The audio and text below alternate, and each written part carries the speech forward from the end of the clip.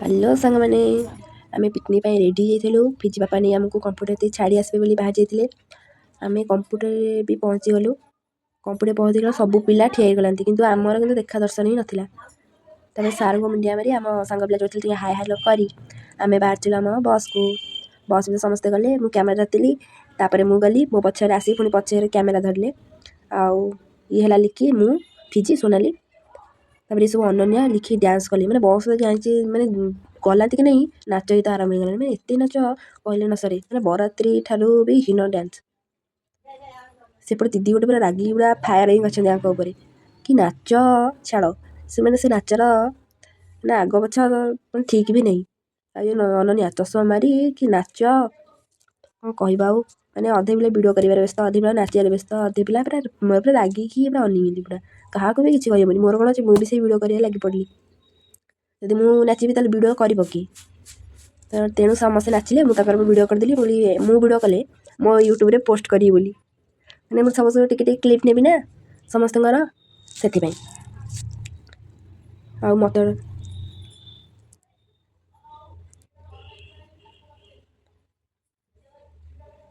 ପୁଣି ଆମେ ବାହାରି ପଡ଼ିଲୁ। ନା ଆମେ ତ ବାହାରିଛୁ ଆଗରୁ, କିନ୍ତୁ ମୁଁ ବାହାରଟା ଭିଉ ଦେଖି ନଥିଲି।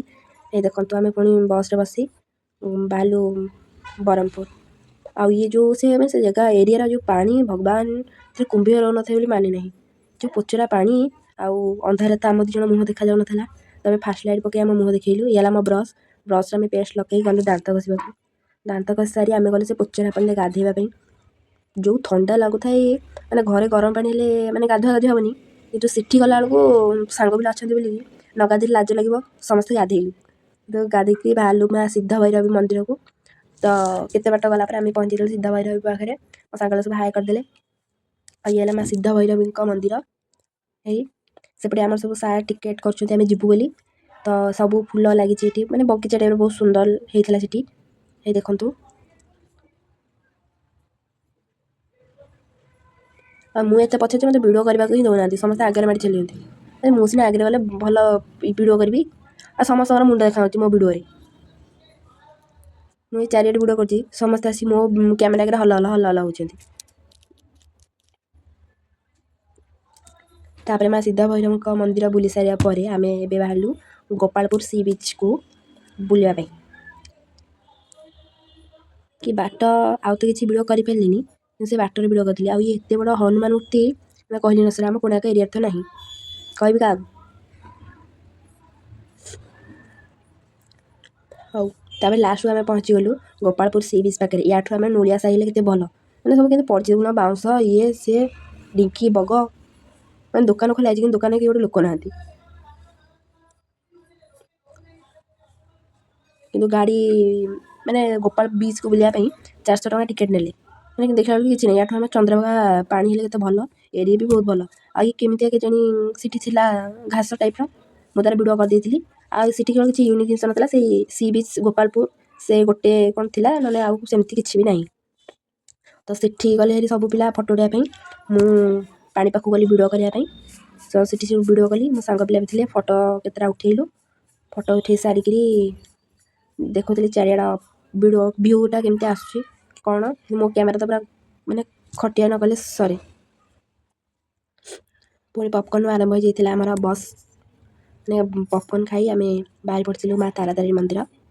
ମାନେ ତାରାତାରିଣୀ କହୁଛନ୍ତି ମନ୍ଦିର ଆସିଲା ବୋଲି, କିନ୍ତୁ ଯେତେ ଆସିଲା ବୋଲି ସେତେ ଦୂର। ଇଏ ହେଉଛି ମାନେ ଗାନ୍ଧିଜୀଙ୍କ ଚାଲିବା ଭିଡ଼ିଓ ନୁହଁ ତ ମୂର୍ତ୍ତି।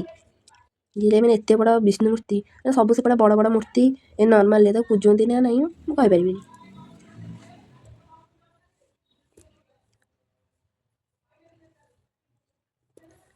ତାପରେ ପାହାଡ଼ ଯେମିତି ଦେଖିଲୁ ଆମେ ଭାବିଲୁ କି ତାରାତାରିଣୀ ମନ୍ଦିର ମାନେ ବହୁତ ପାଖରେ ହେଇଗଲା ବୋଲି, କିନ୍ତୁ ନା, ଯେତେ ଭାବିଲୁ ତାରାତାରିଣୀ ମନ୍ଦିର ମାନେ ପାଖାପାଖି ହେଇଯାଉଛୁ, କିନ୍ତୁ ସେତେ ସେ ମାନେ ନା ଆହୁରି ଦୂର ହେଇଯାଉଛି। ସେଠି ଖାଲି ପାହାଡ଼, ମାନେ କାହିଁରେ କ'ଣ, ମାନେ ଏତେ ପାହାଡ଼। ଆମ ଏରିଆରେ ହେଲେ ଗୋଟେ ଥାନ୍ତା। ତ ଆମେ ପହଞ୍ଚି ଯାଇଥିଲୁ ତାରାତାରିଣୀ ମନ୍ଦିରଠି। ମନ୍ଦିରରେ ପହଞ୍ଚିକିରି ଆମ ବସ୍ଟା ପାର୍କିଂରେ ରହିବ।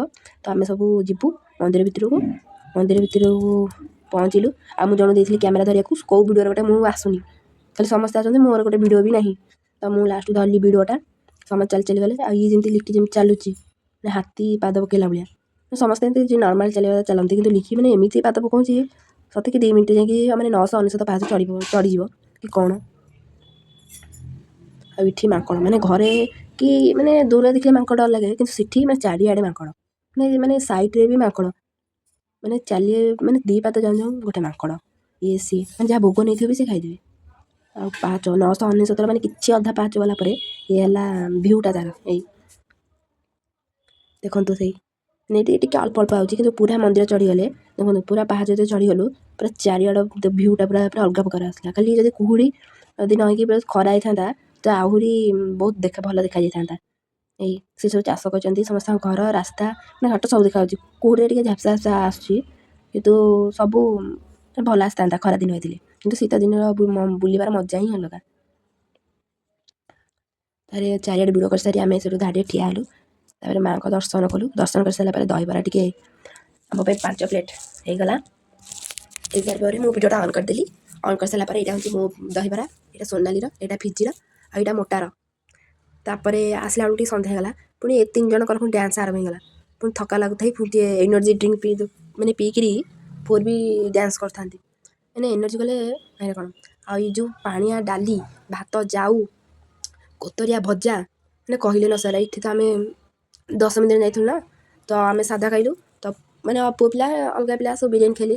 ଯଦି ଅଲଗାକୁ ବାର ହେଇଥାନ୍ତା ଆମେ ବିରିୟାନୀ ଖାଇ ଦେଇଥାନ୍ତୁ। ଆଉ ଇଏ କେଉଁ ଫଳ କେଜାଣି ଲିକି ମୋ ବ୍ୟାଗ୍ରେ ରଖିଥିଲା, କହିଲା ଆଉ କାହାକୁ ଦେବୁନି।